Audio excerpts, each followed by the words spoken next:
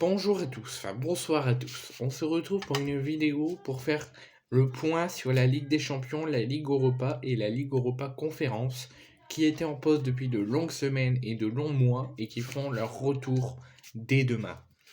Donc demain, nous aurons une rencontre entre le PSG et le Bayern Munich en match aller-retour qui aura lieu donc demain à 21h. Nous aurons également en deux rencontres qui se dérouleront en même temps.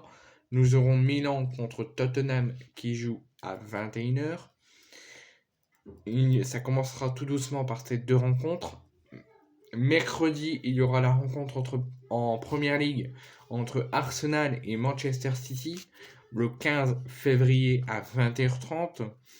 Nous aurons également deux rencontres de Champions League entre le Borussia Dortmund qui reçoit Chelsea le 15 février à 21h. Nous aurons également Bruges qui recevra en Belgique Benfica à 21h le 15 février.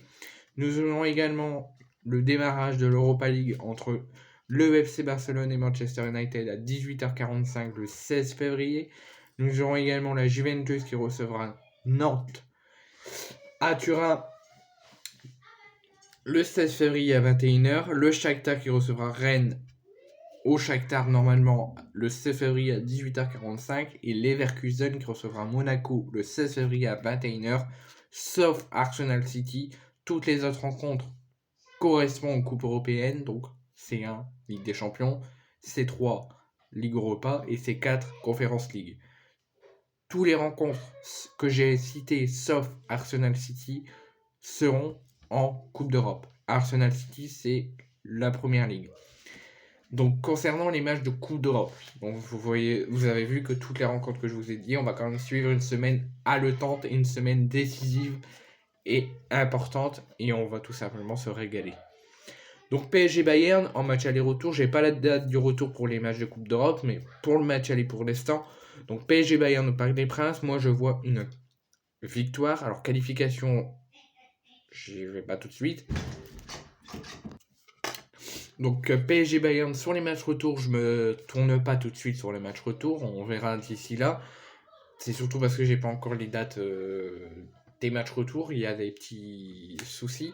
Donc PSG Bayern, si je dois donner une qualification qui compte le match aller et le match retour, malgré que je me tourne pas sur le retour pour l'instant, je vois en tant que Marseillais et en tant que fan de football une qualification du Bayern Munich.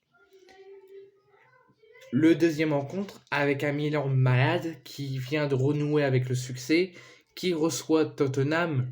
Donc d'abord à Milan, après à Tottenham. Donc demain à 21h. Moi je vois, si je dois donner un qualifié, je vois une qualification du Milan AC qui démarrera par une victoire demain contre Tottenham à domicile pour prendre un avantage sur le retour. Pour PSG Bayern, je vous ai dit qualifié, mais pas celui qui gagnera demain. Moi je vois le Bayern qui gagne au Parc des Princes demain, aussi au retour en Allemagne, et je vois donc une qualification du Bayern. Pour Milan-Tottenham, donc pour le match aller, je vois une qualification, enfin une victoire du Milan AC. Au match retour, ça risque d'être très compliqué, mais je vois un match nul ou quand même une victoire du Milan AC et donc une qualification du Milan AC qui ne sera pas simple, mais on risque d'avoir une très belle rencontre entre Milan et Tottenham. Mais si je dois donner une qualification, ce sera Milan. Là, de retour en première ligue, c'est pas des qualifications, c'est des points à avoir, c'est le championnat, donc je vois City s'imposer difficilement parce que Arsenal c'est quand même un bloc défensif haut, un bloc offensif haut, donc ça risque d'être compliqué, tout comme Milan Tottenham, donc je vois une victoire de City.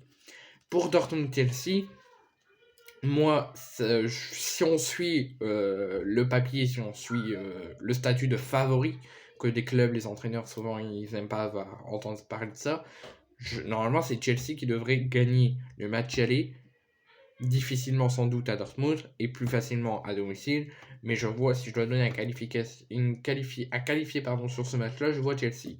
Si on fait le statut de favori aussi entre Bruges et Benfica, normalement Benfica devrait s'imposer, peut-être difficilement, c'est souvent difficile pour les statuts de favoris à l'extérieur, mais plus facile à domicile.